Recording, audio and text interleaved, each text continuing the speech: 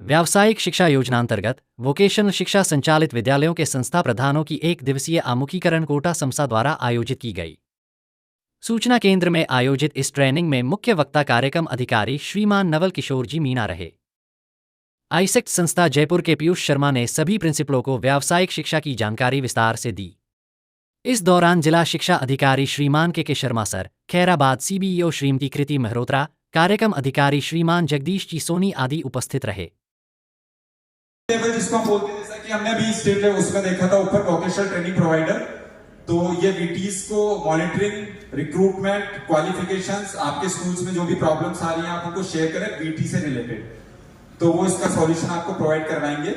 SKF skill knowledge facilitator एक VTP के माध्यम से कार्य करने वाला व्यक्ति होता है जो डायरेक्ट वीटी से जुड़ा होता है। 30 वीटी के ऊपर 30 जो वोकेशनल ट्रेनर होते हैं, उन 30 वोकेशनल ट्रेनर की मॉनिटरिंग करने के लिए एक एसकेएफ होता है, स्किल नॉलेज फैसिलिटेटर। वो 30 वीटी को गाइड करते हैं कहां आपको गेस्ट लेक्चर करवाना है। अगर आपके स्कूल में कोई प्रॉब्लम आ रही है तो आप उनको बता सकते हैं, वो आपकी पूरी मदद करेंगे ग्राउंड लेवल पर। तो एसकेएफ का इसमें इंपॉर्टेंट रोल रहता है कि वो वीटीज को टाइम टू टाइम गाइड करता है। Class wise sector and job roles, मेरा उद्देश्य केवल इतना सा है कि मैं आपको गाइडलाइन पढ़ाऊं ना, क्योंकि व्यवसायिक शिक्षा पढ़ाने वाली चीज नहीं है। जैसा कि हम बात कर रहे हैं स्किल्स की, तो व्यवसायिक शिक्षा सीखने वाली चीज है और सीखा हुआ हम कभी नहीं भूलते।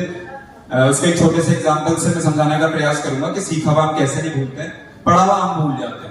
है आज ये ऐसा क्यों है कि सूचना केंद्र में हम बैठे हैं और पीपीटी के माध्यम से आप सभी के पास में पेपर था, है ना, पेपर में लिख करके भी वो चीजें पॉसिबल थी, लेकिन जो चीजें हमको विजुअलाइजेशन के जो इफेक्ट्स होते हैं, हर चीज का कोई ना कोई इंपॉर्टेंट रोल होता है, तो वो चीजें ऐसी होती है कि हम उसको भूल नहीं सकते। इसी तरीके से जब हम ट्रेनिंग और टीचिंग की और ट्रेनिंग की बात करते हैं, तो डिफरेंस क्यों है, व्यवसायिक शिक्षा को हम डिफरेंट क्यों मानते हैं, क्यों पारंपरिक शिक्षा से आज की तारीख में व्यवसायिक शिक्षा इंपॉर्टेंट है। अब वो ड्रॉप आउट भी होते हैं 11th में जाते जाते, मान लीजिए आपके 28 स्टूडेंट रह गए हैं या 20 स्टूडेंट रह गए, तो आप दोबारा एडमिशन उसमें ले सकते हो, आप दोबारा एडमिशन ले सकते हो। शर्त क्या है, 40 से ज्यादा बच्चे नहीं हो 11th में भी 9th में भी, क्योंकि अभी जो प्रावधान है व्यवसायिक शिक्षा का, वो 40 बच्चों को ही हमको व्यवसायिक शिक्षा स्कूल लेवल पर देनी है। उसी का जो बजट है वो उसी के अकॉर्डिंग है, उसी के अकॉर्डिंग बुक्स है, उसी के अकॉर्डिंग सारे अरेंजमेंट्स हैं। तो आप 11th में एडमिशन दे सकते हो, लेकिन कंडीशन यही है कि 40 ही बच्चे होने चाहिए।